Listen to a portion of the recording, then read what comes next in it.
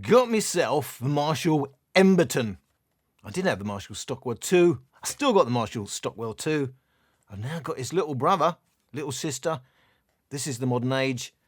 Whereas we had Blumline processing on the Marshall Stockwell 2, we got true stereophonic processing on the Marshall Emberton. So that's going to be a lot better, is it? But hang on a second. Blumline processing, probably just recreating a bit of a stereo imaging. Stereophonic, that's a 3D image. True stereophonic, as they have actually described this as. Emberton utilizes true stereophonic, a unique form of multi-directional sound from Marshall. So already, I've got issues already, but they also say experience absolute 360-degree sound, where every spot is a sweet spot. Oh dear. So I know these marketing companies, these marketing departments these days can basically say what they want. Nobody seems to care. When I was doing all my mattresses, it was a major thing. Every mattress was like sleeping on a cloud. But if you ever slept on a cloud, you'd end up, 2 miles below very shortly, because there's no support on a cloud, is there? Now, stereophonic is simply the ability to create a 3D image. You could have that straight off the bat by having a straight stereo speaker, left and right separate channels, or you could have a complete Atmos system, 64 speakers, and all. As long as you have a 3D image around you, or some sort of imaging, some sort of soundstage, you're in one position and you're surrounded by speakers. That's a true stereophonic image. When each of those speakers is reproducing its individual track. Now, true stereophonic, as opposed to simulated stereophonic, which seems to me what they're doing here is when they simulate a stereophonic image by doing clever things in the processing. So when you say to me, true stereophonic, that says to me you're not doing any processing. And clearly they're trying to tell you they are doing processing, because it's a unique form of... They must be doing processing because it's not their own encoding, is it? We're playing our own tracks, and then they're doing whatever they want to do to tell you it's unique. So I have to really question almost every bit of the opening statement from Marshall, because that's not my understanding of true stereophonic. That's my If I had to describe this, I'd say simulated stereophonic. What's stereophonic? Who invented stereo? Who invented surround sound? Alan Blumline. Died in 1942, I think it was. It's not a modern thing. So when you tell me you've got Blumline processing, and then you tell me you've got true stereophonic processing, I'm saying something ain't right here. And then you tell me it's a unique form, multi-directional. Well, it's all based on, you're sitting in one spot, the ideal, you're sitting in one spot, and then all these speakers around you are creating the illusion of the original sound around you. It's not about a sweet spot anywhere. You couldn't go to your neighbour, leave your speaker in your own house and say you found another sweet spot. There's all sorts of things going on here. From Marshall. Now, I got this a little bit wrong in my Stockwell when I said Marshall amplification owned by Sound Industries. Actually, Sound Industries make Marshall speakers. Marshall don't make Marshall speakers, but Sound Industries, 5% owned by Marshall, make speakers on license for Marshall. So it's not going to be from a unique sound from Marshall. It's going to be a unique sound, if anything, from Sound Industries, labelled as Marshall. And where do they make the speaker? Of course, it's in China. Absolute 360-degree sound. It's going to sound the same. Well, I'm doing a whole video on it. There's no point in me telling you before I give you the clips. But do you think that's going to sound the same no matter where you're listening? Where every spot is a sweet spot. I mean, come on. Right. Give you some of the headline of the specs. 20 watts on the Emberton is the same as 20 watts on the Stockwell.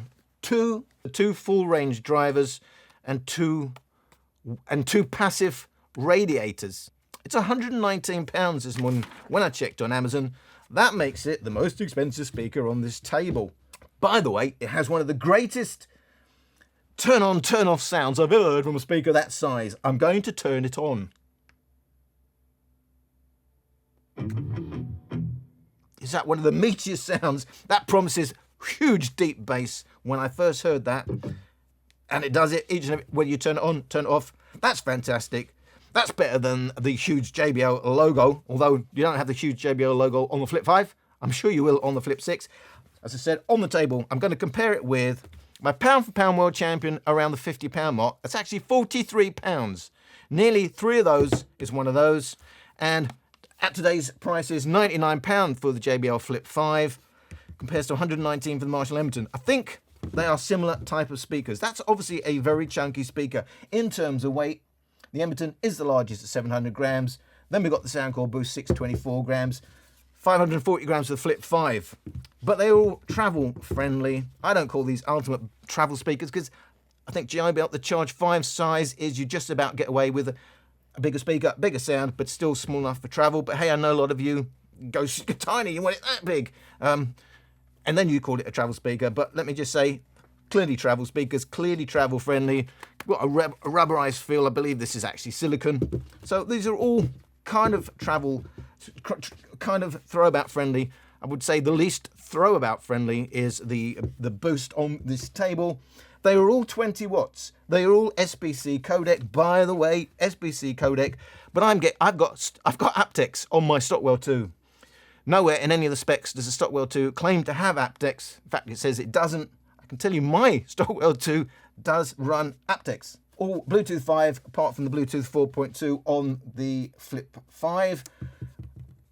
Oh dear, what's the matter? Lifestyle speakers, it's all about design, you know, overusability. Again, no wireless stereo pairing, but we do have USB-C, but we've got no auxiliary input. Cannot use this as a power bank, cannot even use it as a phone speaker.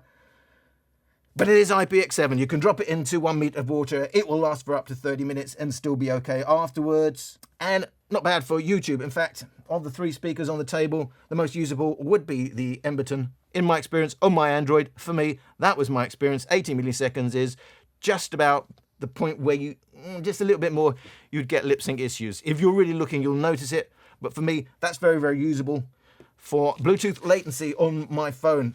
So first thing we want to know is what am I going to expect in the sound? Can you show us your frequency response measurements? Marshall Emberton from the front, no surprise, limiting bass around 80%. And in actual fact, it limits from around 70%.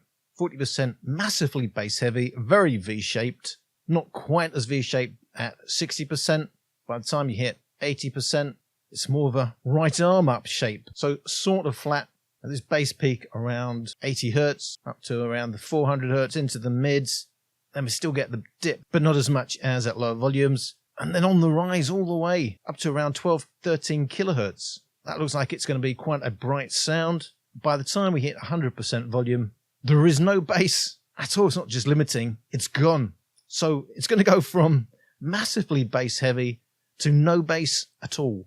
From the rear, it's the same story. So promising something of a 360 sound. Well, from front and rear anyway. From the side, it actually looks like it's quite smooth. Except that we're losing the highs into the brilliance region. 45% volume sound test. So let's start from the beginning. From the first date, you were all dressed up. We didn't take it slowly. We dove in head first into this game called driving through the city with no plans. Found a seat underneath that willow tree. Fruition for the first time. For me, that's just a distant memory.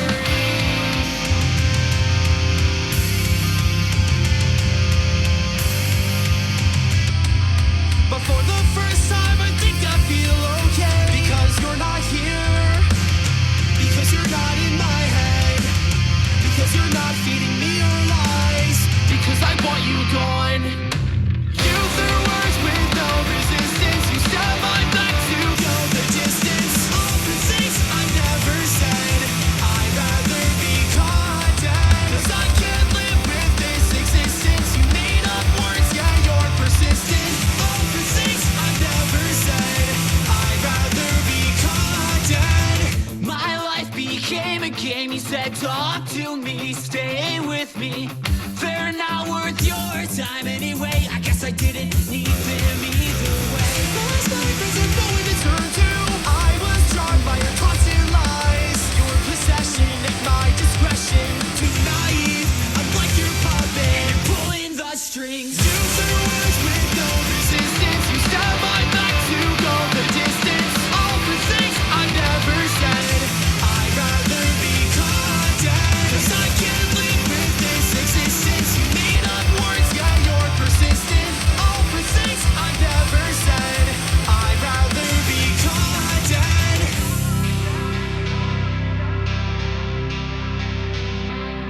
All the things I never said. I'd rather be caught dead.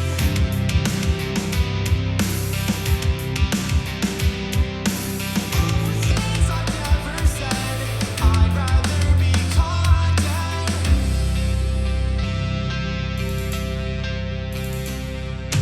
You threw words with no resistance. You stabbed my back to go the distance. All the things I never said. I'd rather be caught dead. 'Cause I can't live with this existence. You made up words, yeah, you're persistent. All the things I never said. I'd rather be caught dead. But now it's over. I lay here broken. I scream my lungs out with words unspoken. I wish I never met you. And I miss the feeling of being happy. You weren't worth my time anyway. No longer trapped by your own mind games. You took me for granted. And I'll never be your toy again. What? Bad at all at low volume. A lot of you only listen at low volumes. If you're only listening at low volumes, this is looking very interesting. Not completely overpriced. Any speaker I now talk about in terms of value, I've got to talk about the Sonos Roam, £160. Almost any speaker compared to that is good value. £120 for that, or £160 for the Sonos Roam. I'm going to say it every day of the week. The Marshall Emberton. Look, it's not the most perfect speaker. None of these speakers are. For me, the JBL Flip 5 makes most sense when you have a pair and the bass really comes alive. Don't forget, this is mono. These are both stereo, and this is true stereophonic, apparently. But yeah, Flip 5, not the best listen at 45% for me. If it was your only speaker, you would say, oh, for the size, it's doing quite well, but it's a bit hard-edged. It's the JBL thing where a little bit of upper bass peak, and that's about your lot.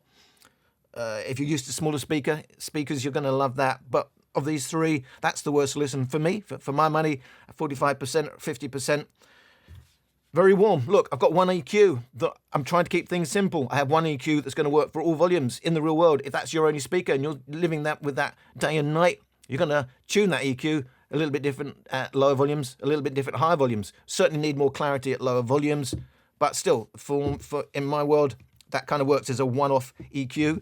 But you can clearly drop that, the bass sliders on that, it'll open up a bit. But look, like for like, there's no EQing on that. We only have the one multifunctional button. There's no EQ. You can volume up, volume down, skip forward, skip backwards. But here's my problem with this one. To turn it on and off, it's a case of holding that rocker. It's a rocker switch down. It's very easy to actually have rocked different places rather than turning off. So quite often I'm doing that and it's not actually turning on and off. So again, lifestyle solution doesn't mean the greatest in terms of practicality in the real world. But look, it's got decent bass at low volume. It's a bright sounding speaker anyway. It is very V-shaped at the lower volumes. I think it works for its size. I think it sounds really nice. Definitely prefer it over the Boost. But of course, I could refine that EQ a bit more. But that's a £43 speaker. That's a £120 speaker. That's doing well, isn't it, for £43 speaker? But hey, the winner at 45% is the Marshall Emberton. Now I'm going to push it to what are real world volumes for me, and not always for you, but for me, around the 75% volume.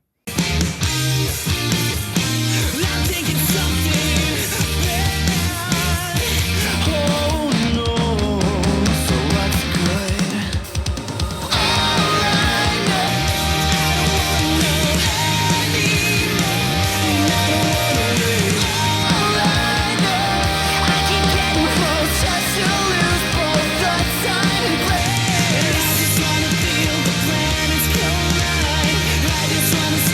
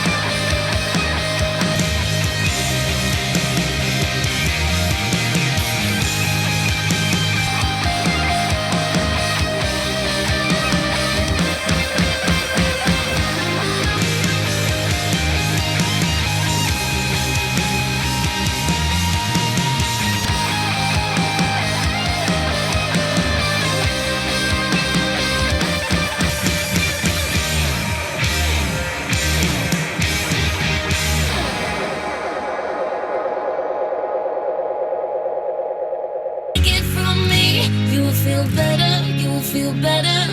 It's hard to believe you will feel better, you will feel better, baby. There's no need for a fight, just repeat after me when I tell you goodbye. Give it 3 weeks, you will feel better, better without me. Better without me. Don't need a doctor just cause you lost me. Don't need to open the wine. No medication, antidepressants. All you need is time. No communication, ringing me on FaceTime. Baby, I ain't picking up. And next time you see me, you'll be completely glad that we broke up. Take it from me, you'll feel better, you'll feel better. It's hard to believe you'll feel better, you'll feel better, baby. There's no need for a fight, just repeat after me when I tell you goodbye. Give it 3 weeks, you'll feel better, better without me.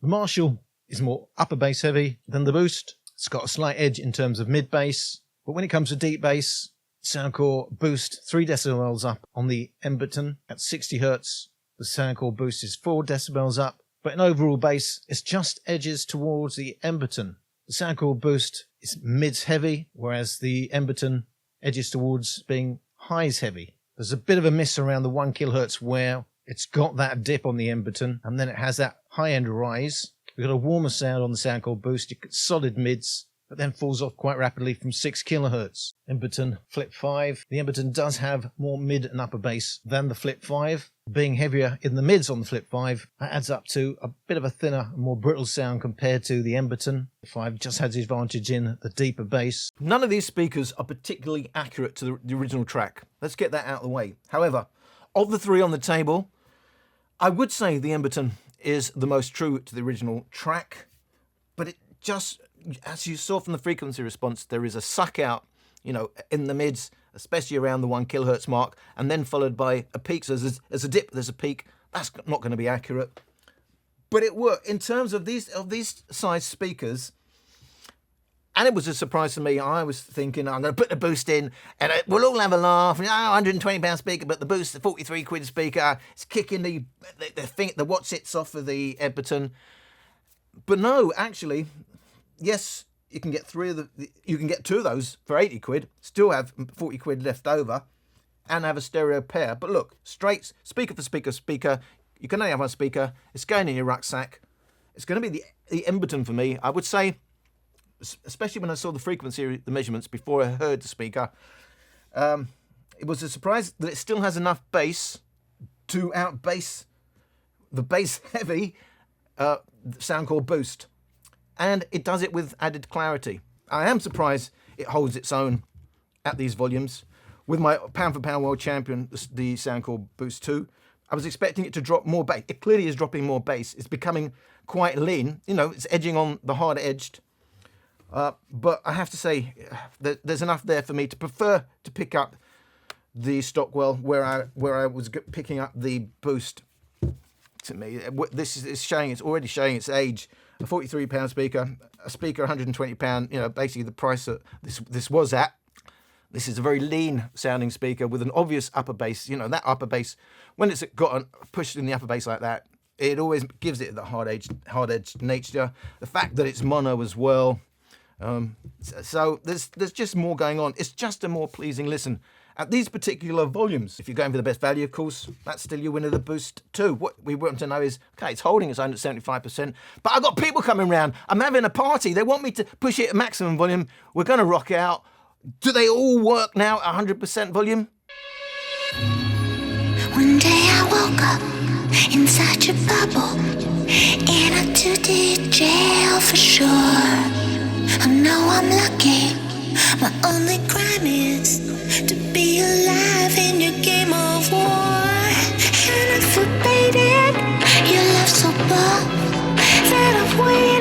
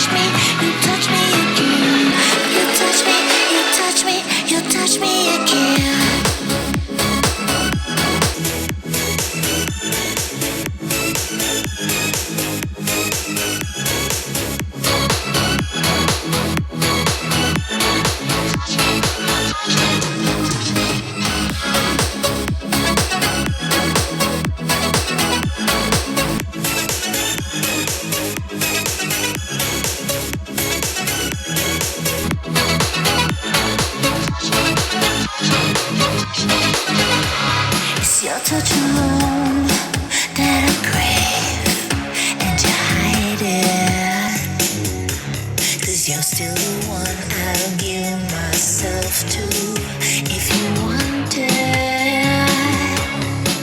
'Cause it's electric, the way you touch me, and the vibrations set me free. It passes through me, the way you touch me. It's the way true love should be. Finally your touch touches my skin. Finally I feel you give in.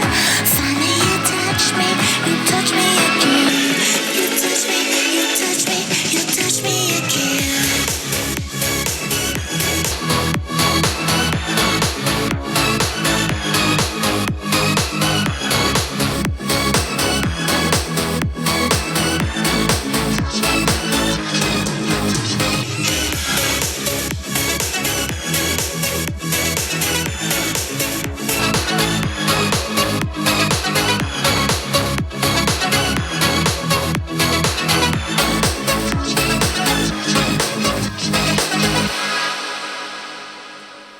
Okay, it was a sound test too far for the Marshall Emberton. Turns out around 75% is indeed the sweet spot at the top of its range for, being really, really pleasing. By the time you've hit maximum volume, there's no bass left.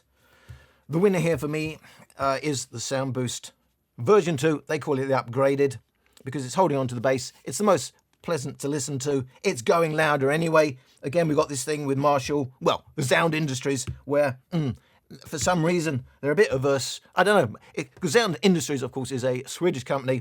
Maybe they got laws about annoying your neighbours there, and they've got sound limits because they don't go loud. I've only had 2 Marshalls to be fair, but everyone is telling me none of them go particularly loud. But if 75% is as loud as you need to go, that's still doing a good job. But if you need to push it further, it's going to be the upgraded. Look, I know we've got all your JBL fanboys are going to come on. You can't even claim it's got a flash logo. It's one of the most pathetic logos I've seen. Even Anchor have got a bigger logo there. And Marshall, look at how it's slanted and we're in italics. It's fantastic.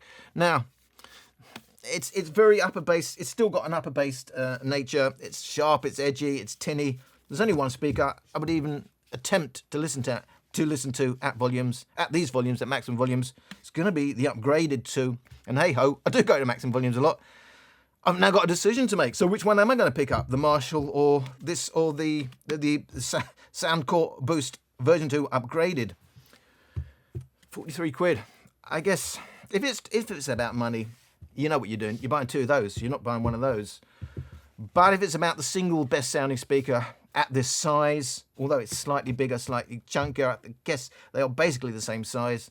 I think it's the winner. And I'm surprised to say that. As long as you don't go to maximum volumes, it's holding on to some bass. Look, there's an issue here. It's not that it's got some bass adjustment at low volumes and then it flat. It sounds different at every volume step. The bass is reducing at every volume step you go up. When I say it's reducing, you're getting more bass, but relative to the mids and the highs, you're getting less bass. So it sounds different. It's certainly 75%. I say it's thinnish sounding, certainly not warm, but there's enough bass. It sounds quite balanced. Lower volumes, it starts getting bass heavy, maybe a bit warm, a bit boomy. Depends on the volumes. So if you're already thinking, oh, that's quite lean and bright sounding, I'm only going to listen at 30%, it's going to be boomy. And that's probably not what you want. So one problem for me here is there's bass adjustment, but it's crazy bass adjustment because it's not really in tune with how your ears listen. The whole point of bass adjustment is, equal loudness curves, that it's adjusting to the sensitivity of your ears. That means it adjusts the bass, and by the way, some of the highs as well. But you shouldn't hear that difference. That's the whole point, is that it still sounds the same. If there was no bass adjustment, then it would sound more bass-like at low volumes, and that's the whole point. So when you have a bass adjustment that is obviously more bass-heavy, it takes away the whole point of what it's supposed to be doing. So, hey-ho. I've been surprised by the Emberton because, yes, it's a speaker that came out last year that I've been known about for other speakers for a long time. Didn't think it was going to suit me because, a lot of people telling me how these front-to-back firing speakers sound quite weird, but actually, that sounds fine, as did the Stockwell 2. On axis, that's how I think it should be listened to. So that's how I'm doing the tests. I don't get a sense of losing stuff via the processing, if there's indeed any processing going on outside of a little bit of reverb. There's obvious reverb, and it may be as basic as that, but it's doing a good job of keeping up a sense of that shimmer. When I hear stereo versus mono, to me, the big well, really, that's the main difference. As close as the drivers are, you're getting a phase difference. That's how stereo works. The slight timing difference to each ear, and that's going to happen even with a small speaker. It's not about, well, it's too small to get a huge sound stage. Of course it's too small. I need them 9 foot apart probably. But it's enough to get that shimmer. And when I say the shimmer, it's exactly what they're trying to do when they add reverb. When you get your one-man bands and they're adding some reverb back, it makes it sound so much bigger. That's how your hearing works. Hope you got something out of my video today. It's all about my surprise with the Emberton, which I like, but blimey, it needs to be a true wireless stereo pairing for that size and to get the volume. And we won't need your processing then, just if there is any indeed, to get proper stereo. We've got stereo with the mono Flip 5, got stereo with the already stereo Boost version 2, and it's only 43 quid. Where does that leave us? Well, that's a more refined listen, that's more high-end listen, if that's where your ears are compared to the £43 Sound Boost. To me, that's out of the equation. That's gone. I'm going to say goodbye to the Flip 5. And we'll say hello soon to the Flip 6 when it has a fantastic logo. Thank you for watching this video, and I'll hope to see you in my next video. I ain't about that life. I ain't about that life. Ain't no project wife, got my logic right, guess I'm not your type. I ain't about that life. I ain't about that life. Sorry, ma, I ain't get it right. I'ma just live my life. I ain't about that. I ain't about that life.